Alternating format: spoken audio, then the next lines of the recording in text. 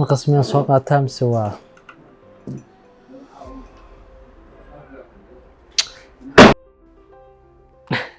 waxaan rajeynayaa in markiiba aad fahamtay waxaan uga jeedo.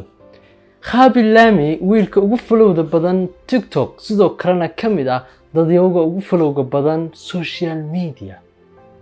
20 sano ka hor waxay ka soo haajireen iyagoo qaxoontiya wadanka Senegal waxayna yimaadeen wadanka Talyaaniga. Xaqaasi ku noolaayeen muddadaas oo dhan. Khaby isagoo ku dhacay waxbarashada oo dhan oo loo diiday inuu tallaabo kala qaado, waxay noloshu biday inuu noqdo waiter iyo sidoo kale inuu ka shaqeeyo mid kamid ah shirkadaha wax soo saara ee warshadaha. 2020 marka COVID-19 uu dhacay ayaa waxaa la joojiyay dhammaan shaqaalihii oo dhan oo waxaa laga eriyay 99% shaqaalihii ka howlgelayay shirkadahaas iyo warshadaha. Khaby wuxuu kamid ahaa dadyowgii shaqadoodii ku waayay COVID-19. isagoo guriga jooga ayuu ka fikiray sir yar uu sameyn karo si uu waxa weeyaan dadka uga qasliyo. bishii ugu horeysay kaliya waxa ay daawaday 9 qof oo ah midna aabahay kuwa kale la saaxiibadayda. muddo kadib haddaba Khaby Lame wuxuu jiray xawaaraan caadi ahayn. Wuxuu helay follow ciida ka badan oo marba marka ka dambeysay tiradu ay soo badanaysay ilaa maanu noqday TikTok qofka ugu followda badan.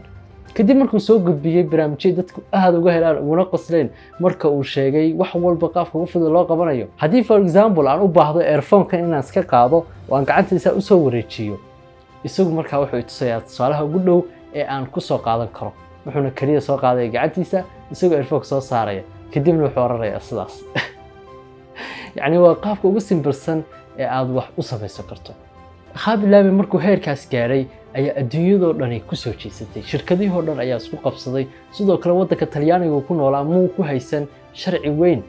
markii dambe ayay siiyeen ilaa maan imikadani joogno bangiga weyn ee Qatar uu ku yiri waxaad mas'uul nooga noqon doontaa ama qofka nagu matali doona koob adduunka. bal ka waran haddii dawladda ugu dhaqaalaha badan adduunka ay bangigeedu ku tiraho nagu matali koob adduunka. caadi ma ahan.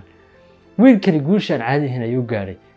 laakiin wuxuu ku gaaray markuu ka waramayo inuu kaliya mar walba ku qanacsanaa tallaabo kasta oo qaadayay. tallaabooyinka yar oo qaadayayna marba marka ka dambeysay guushan soo gaarsiisay.